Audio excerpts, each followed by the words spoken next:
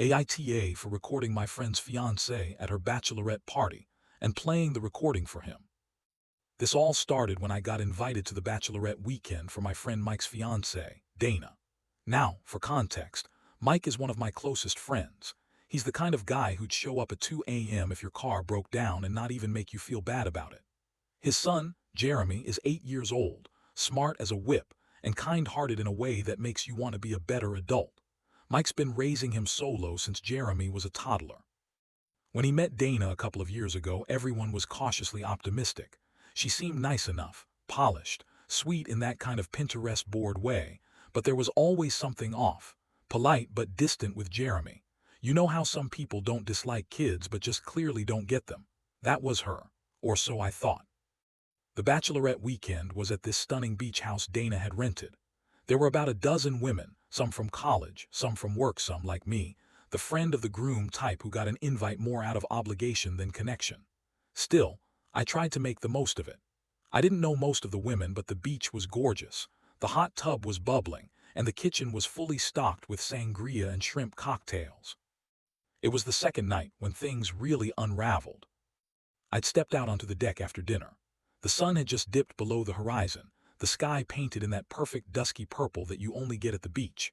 I stood there alone, wrapped in a cardigan, letting the sea breeze calm me down after all the small talk. Below me, in the hot tub tucked into a corner of the lower patio, Dana and 2 of her bridesmaids were soaking and sipping their 3rd or 5th round of margaritas. I wasn't trying to eavesdrop, but their voices floated up, clear as glass. At first, it was just idle chatter. Dana said she hadn't felt this relaxed in months, and one of the friends, Kristen, I think, joked, wedding stress or stepmonster stress. Dana laughed and said, "Oh, the wedding stuff I can handle, it's the kid that's the handful, but he's manageable for now." My heart stopped.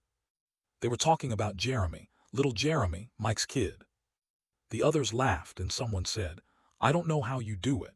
If I had to deal with someone else's spawn every day, I'd lose it."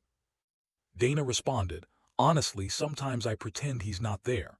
Just tune him out like white noise." Kristen chimed in with something I won't repeat, something awful about Jeremy's weird hobbies and how he talks like a 40-year-old.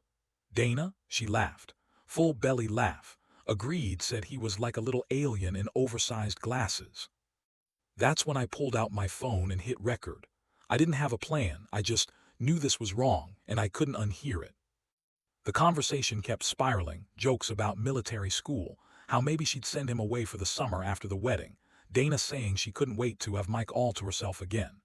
It was cruel, it was calculated, and it wasn't just drunk talk, it was real, unfiltered disdain for a kid who had done nothing wrong except exist.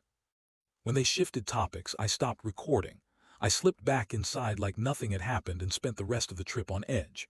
I couldn't stop thinking about Jeremy, about how he always tried to impress Dana when she was around. I remember the time he showed her a drawing he'd made and she barely glanced at it before scrolling back to her phone.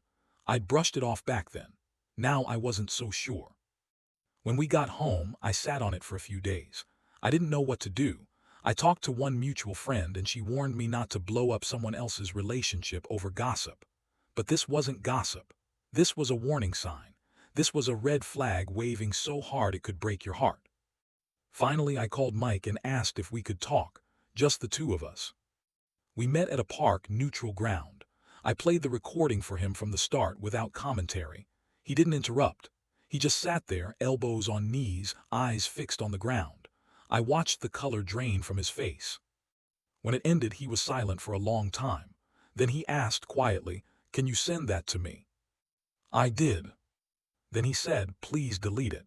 I don't want anyone else to hear this." I told him I would, but I haven't, not yet.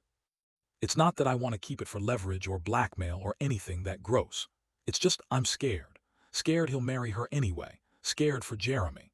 Because I've seen enough to know that love can make people ignore red flags waving in their face. And if Mike won't act, I might need to. I don't know. Maybe his family needs to know, or Jeremy's school, or someone who can keep him safe if things go south. But here, where I'm stuck, did I go too far? I recorded a private conversation without their knowledge. I confronted someone with it. I might have just nuked a relationship weeks before the wedding. I interfered hard, and part of me feels like an absolute asshole for that. But then I picture Jeremy, quiet and sweet, building a Lego castle in the living room while Dana scrolls through Instagram and calls him a monster behind his back. And I feel like I did what I had to. So Reddit, AITA for recording my friend's fiancée at her bachelorette party and showing him the truth. Because I'm torn between knowing I crossed a line and knowing I couldn't live with myself if I hadn't.